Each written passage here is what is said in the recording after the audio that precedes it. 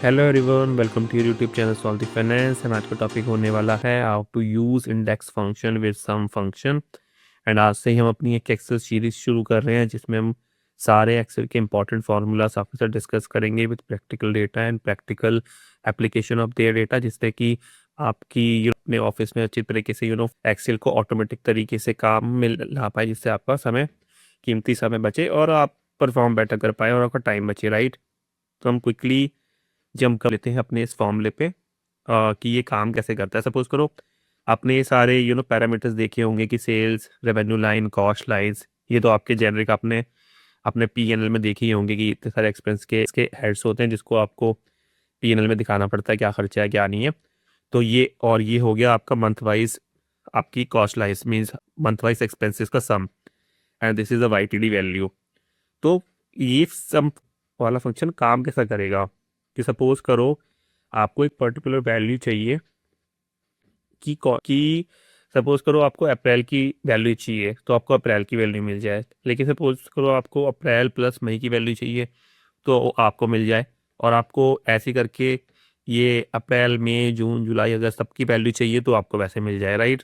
तो मैं आपको एक प्रैक्टिकल अपनी डेटा शीट दिखा देता हूँ। सपोज करो ये आप एक पीएनएल बना रहे हैं जिसमें आप मंथली प्रेजेंट करेंगे मैनेजमेंट को कि ये आपका अप्रैल का एक्सपेंस था, फिर ये आपका मार्च का एक्सपेंस था, ये आप पे कितने मतलब वेरिएंसेस थे, वेरिएंसेस मतलब मूवमेंट यू कैन से, आपकी commentary, and you need the YTD value also. Suppose sales April में कितनी हुई, मार्च में कितनी थी, एंड देन अब तक कितनी हो चुकी है। सपोज आप इसमें देखेंगे कि अप्रैल, तो अप्रैल से स्टार्ट करेंगे तो अप्रैल वाईटीडी और एमटीडी सेम ही होगा, तो यहाँ पे सेम वैल्यू दिखा रहा है। लेकिन यहाँ पे अगर मैं, ये मेरी एक वर्कशीट है, अगर मैं यहाँ पे जून ले लूँ तो ये ऑटोमेटिकली 3 पा जाता है, तो यहाँ पे ऑटोमेटिकली चेंज कर लेगा जून।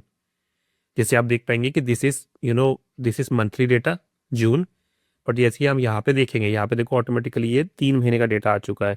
मैं आपको वेरीफाई भी कराऊंगा डेटा कि हम दोबारा से इस पे चले जाते हैं और सेल्स में हम 3 महीने का डेटा देखते हैं, 1 2 3, राइट। तो ये देखो ये डेटा आ रहा है 3.4 मिलियन। सो ये देखो ये यहाँ पे डेटा आ रहा है, और यहाँ पे पर्टिकुलर आपका कौन से महीने का डेटा देख रहे थे हम लोग, जून जून का, तो ये देखो जून का डेटा आ रहा है monthly.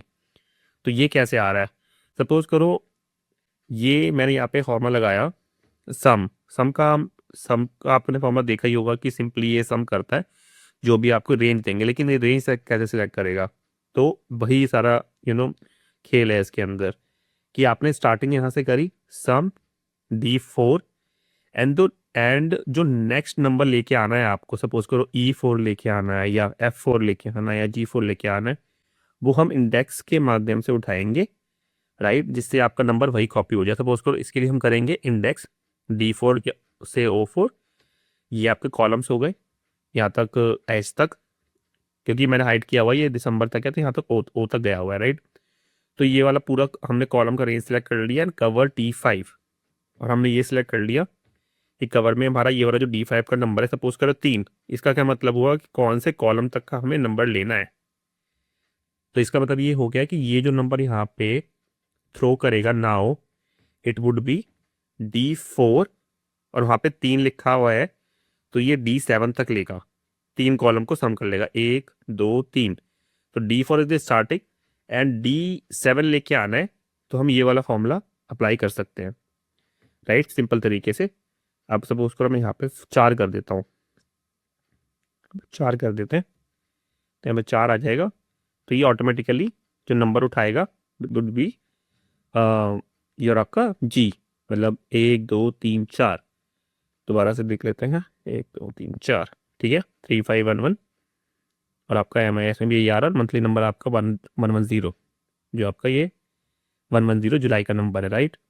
How interesting it is, right, कि ये आपको मतलब एक फॉर्मूला जो होता है ना वो अपनी नॉलेज बेस के ऊपर उसको अलग अलग तरीके से यूज़ कर सकते हैं on practical environment for your data. Suppose करो ये इंडेक्स का फंक्शन आपने मे बी आपने कहीं और यूज़ किया हो, लेकिन मैंने यहाँ पे उसको सम के तरीके से यूज़ करके एक इसको काफ़ी अच्छा फॉर्मूला डिज़ाइन कर दिया जिससे आपकी एक रिपोर्ट बन पा रही है। ऐसी तरीके से मैंने सम में ही फॉर्मूलेस लगा दिए हैं, एक तरह से डिज़ाइन कर लिया है, तो इसमें सारे उस तरीके से ही बाय लाइन आपको सारे कमेंट्री मिल जाएंगी। अगर आपको ये पूरा एक MIS के फॉर्मेट के बारे में जानना है कि पूरा पूरा ही रिपोर्ट कैसे बनाए, तो आप अब मेरा ये वाला वीडियो दे सकते हैं जिसमें आपको एंड टू एंड पता चल जाएगा। That is very interesting. Means ये एक MIS अपने आप में ही एक पूरा एक P&L है, और आपको इसको आप कैसे भी अमेंड कर सकते हैं, जैसे भी आपकी कंपनी है, कितनी सारी कंपनी है, कौन सा महीने का डेटा चाहिए, कैसे चाहिए, कमेंट्री चाहिए, right. And it is like कि ऑटोमेटेड डेटा, क्या यहाँ पे आप पूरा डेटा डालेंगे एंड उस फॉर्मेट में यहाँ पे आ जाएगा, और केवल आपको मंथ और अपना कंपनी सेलेक्ट करना है, पीरियड सेलेक्ट करना है, तो आपके पास सारा डेटा रहेगा, राइट। होपफुली आपको ये वाला वीडियो अच्छा लगा होगा, एंड इसकी प्रैक्टिकल एप्लीकेशन आपको समझ में आई होगी, and definitely you are going to use in your office